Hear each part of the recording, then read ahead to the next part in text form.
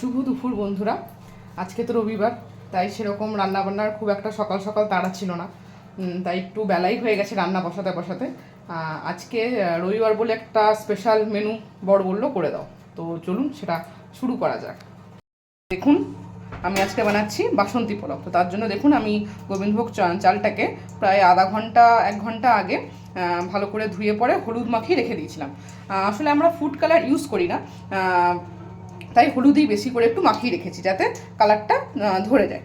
আর food কালারটা তো খুব একটা ইউজ করা ঠিকও নয়, তাই এটা করেছি। আর এদিকে দেখুন, আমি এটার জন্য তেজপাতা, দারচিনি, লবঙ্গ, এলাচ, এদিকে কাজু আর অল্প পরিমাণ কিশমিশ নিয়ে নিয়েছি। আর এদিকে আমি হাঁড়িটাতে বসিয়ে দিয়েছি গরম হতে। তো আমার বর খুব একটা কিশমিশ সেরকম পছন্দ করে না, তাই আমি কিশমিশটা কম দিচ্ছি। তো আপনারা যদি পছন্দ করেন তো সেই হিসেবে আপনারা দিতেই পারেন। আর এখানে দেখুন, এই যে আমি সাদা তেল দিয়ে দিচ্ছি। প্রথমে সাদা তেল দেবো, পরে ঘিটা দেবো।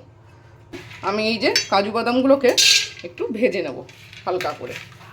তো চলুন এগুলো ভেজে নেওয়া যাক। এখন আমার কাজু বাদামগুলো ভাজা হয়ে গেছে, এই যে। আর এখানে আমি এই যে তেজপাতা নিয়েছি, তেজপাতাটা দিয়ে দেবো। আর এই যে দারচিনি, লবঙ্গ আর এটা দিয়ে দেবো। এবার এটা হতে হতে মশলাগুলো যখন একটু ভাজা হয়ে যাবে, তখন আমি এই যে চালটা এটা ঢেলে দেবো। এই দেখুন বন্ধুরা, আমি চালটা দিয়ে দিয়েছি। এবার ওই মশলাগুলোর সাথে চালটা আমি ভালোভাবে মিশিয়ে নেব, একটু হালকা করে মিশিয়ে নেবো জিনিসটাকে। তারপর এর মধ্যে এই যে ভেজে থাকা যে কাজুগুলো যেগুলো ছিল, দেখুন এই ভেজে থাকা কাজু কিশমিশ আমি এর মধ্যে মিশিয়ে দিলাম। রবিবার দিন হলেই মনে হয় ছুটির দিন, একটু যদি অন্যরকম, বাকি আর 5 দিনের থেকে যদি একটু অন্যরকম রান্না করা যায়, তো তাই ভাবলাম একটু পোলাওটা করি। আর তাই মাকে ফোন করে জিজ্ঞেস করলাম, মা পোলাওটা কী করে করবো আমাকে একটু বলে দাও তো। তো মা আমাকে যেভাবে বলে দিল, আমি আপাতত সেভাবেই করছি। তো মা পোলাও সত্যি খুব দারুণ করে। আমি জানি না কতটা কী হবে, ফার্স্ট টাইম করছি তো, দেখা যাক। এখানে আমি 4 কাপ মতন চাল নিয়েছিলাম, তো সেই হিসাবে 8 কাপ মতন জল আমি রেখেছি।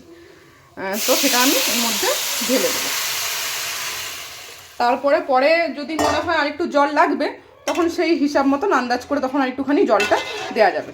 মা বলেছিল যত কাপ চাল তত কাপই তার ডবল কাপ জল নিতে আর কি। তো সেই হিসেবে আমি 4 কাপ চালের করেছি, তাই আমি 8 কাপ মতন জল নিয়েছি। এবার এটাকে একটুখানি জোর আছে ফুটে দিতে দেবো। তো চলুন এটা হয়ে যাক, তারপরে হয়ে গেলে আপনাদের সাথে আবার দেখাচ্ছি। তো দেখুন, আমার এই যে চালটা মোটামুটি সিদ্ধ হয়ে গেছে। এবার নামানোর সময় আমি আন্দাজ মতন একটুখানি লবণ দিয়ে দেবো, তার সাথে দেবো আন্দাজ মতন চিনি। যে যেরকম মিষ্টি পছন্দ করেন আপনারা সেরকমভাবেই চিনিটা দেবেন।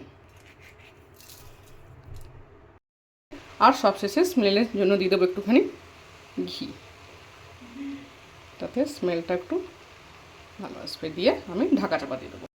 এই যে দেখুন বন্ধুরা, আমার পোলাও রেডি হয়ে গেছে, বাসন্তী পোলাও। এবার চলুন খেয়ে দেখা যাক যে কেমন হয়েছে। আপনারাও ঘরে অবশ্যই এরকমভাবে ট্রাই করতে পারেন আর আমাকে জানাবেন যে কেমন হয়েছে।